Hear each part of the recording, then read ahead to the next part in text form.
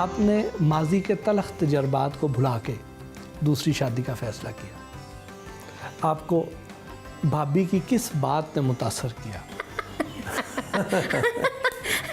एक तो कोई ऐसे तलख तजर्बात नहीं थे,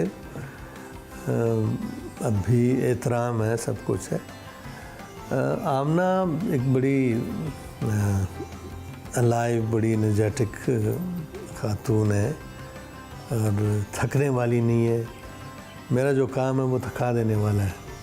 तो जो काम मैंने शुरू किया था वो आमना जैसी एनर्जी उस काम को चाहिए थी।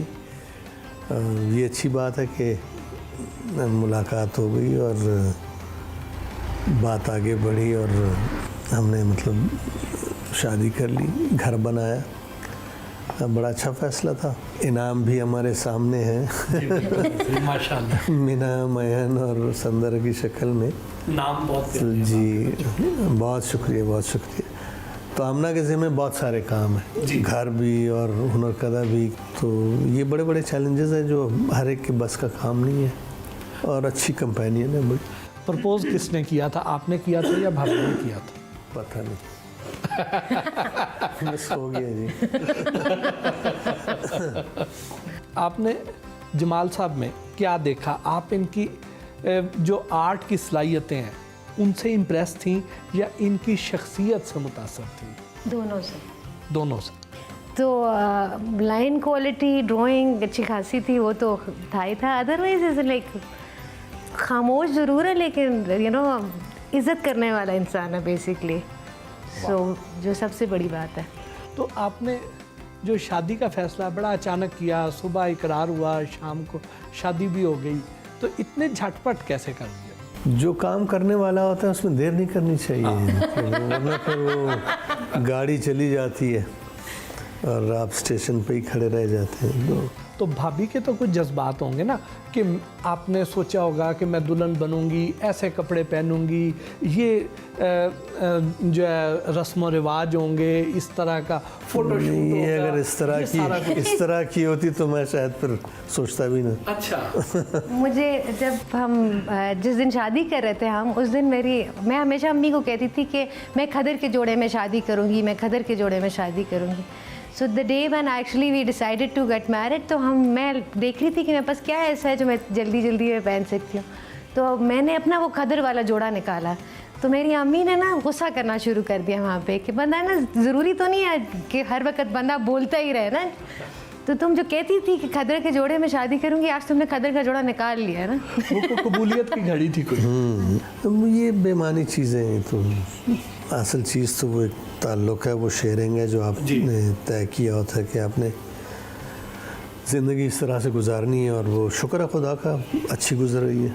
आपने पहला गिफ्ट क्या दिया भाभी को? जी कोई गिफ्ट नहीं दिया मैंने। पेंटिंग? यस। मुझे याद नहीं है कि मैंने कोई गिफ्ट दिया हो। ना बर्थडेज याद होती है जमाल को, ना गिफ्ट्स दिए हुए याद होते हैं, ना देने वाले प्लानिंग होती है। वो आमना ने खुद ले लिए होंगे।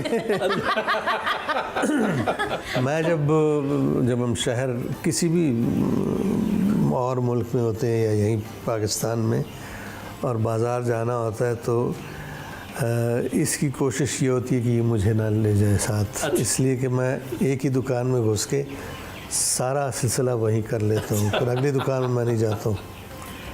तो इसलिए तोहफे वगैरह से मैं दूर हूँ, ज़रा तोहफ़ों से। तो भाभी इस पे गुस्सा नहीं करती? नहीं, वो इनके लिए तोहफे मानी नहीं रखते हैं कोई। हम हर वक्त हम ओकेजन पे तोहफे नहीं लेती हूँ, मैं हर वक्त तोहफे लेती रहती हूँ। ज़ाहिर है आप में और जमाल साहब में एज का डिफरेंस है, तो जमाल साहब बड़े सोबर, मैच्योर और बड़ी पुख्ता शख्सियत के मालिक हैं। तो और आप बिल्कुल immature. Opposite to the personality. तो आप बड़ी लाइवली हैं, हंसती खेलती रहती हैं, तो कोई इस तरह लगता नहीं है कि आप जैसे कहीं अकेली हंस रही हैं, जमाल साहब आपके उस तरह साथ नहीं दे रहे हैं? नहीं, मुझे कभी नहीं लगा। हाँ, उतना हंस नहीं सकते जितने दिल खोल के मैं हंसती हूँ, उतने उस तरह से नहीं हंस सकते, लेकिन मेरा साथ हमेशा देते रहे हंसने में भी। यार खामोश तबीयत होऊंगा, लेकिन सेंस ऑफ ह्यूमर रखता हूँ मैं।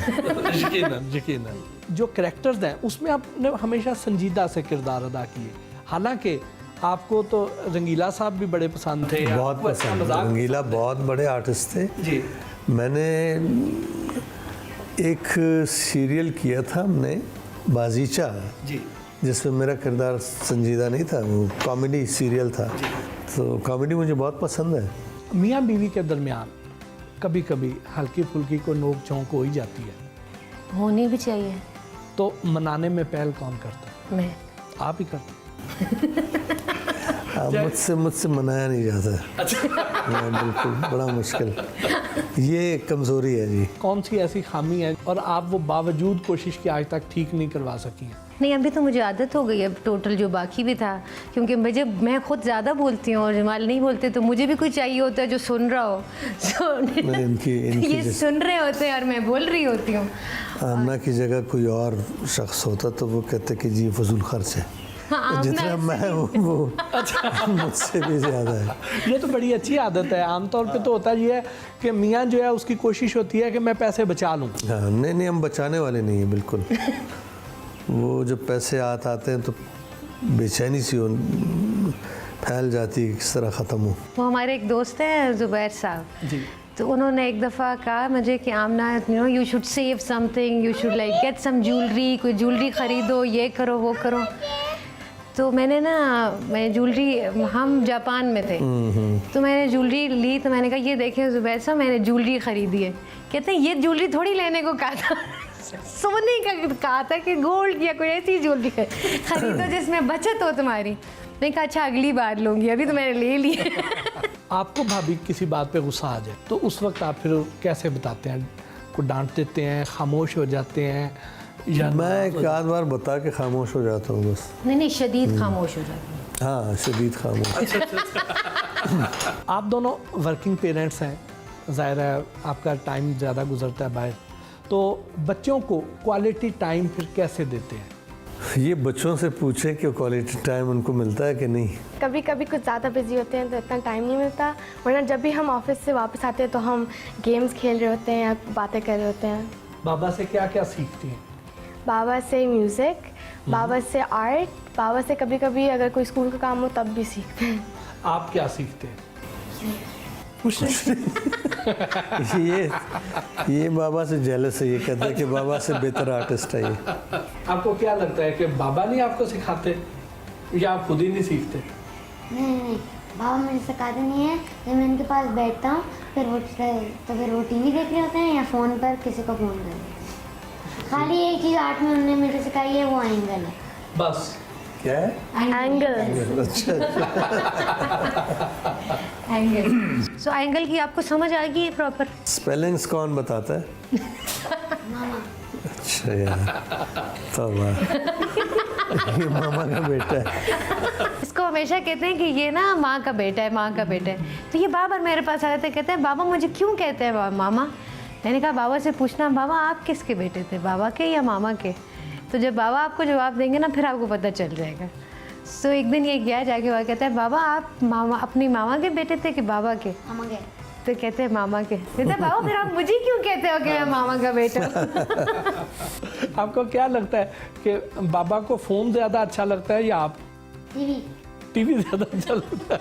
बाबा न्यूज़ देख रहे होंगे और अगर हम चैनल चेंज कर देना तो बाबा उठ जाएंगे, बाबा बोलेंगे चैनल क्यों चेंज किया। अगर वो सो रहे होंगे तब भी अगर हमने ऑफ कर तो बोलेंगे मैं तो सुन रहा था। अगर हम उनसे पूछें कि वो उसमें क्या था, वो बोल देंगे कि जो भी सारा वो बोल रहा था। जब भी हम कहते हैं बाबा हम गेम खेल लेते हैं आपके साथ, वो कहते हैं जी हाँ। और फिर जब हम गेम बैठने खेलते हैं ऊपर से लगे हुए होते हैं।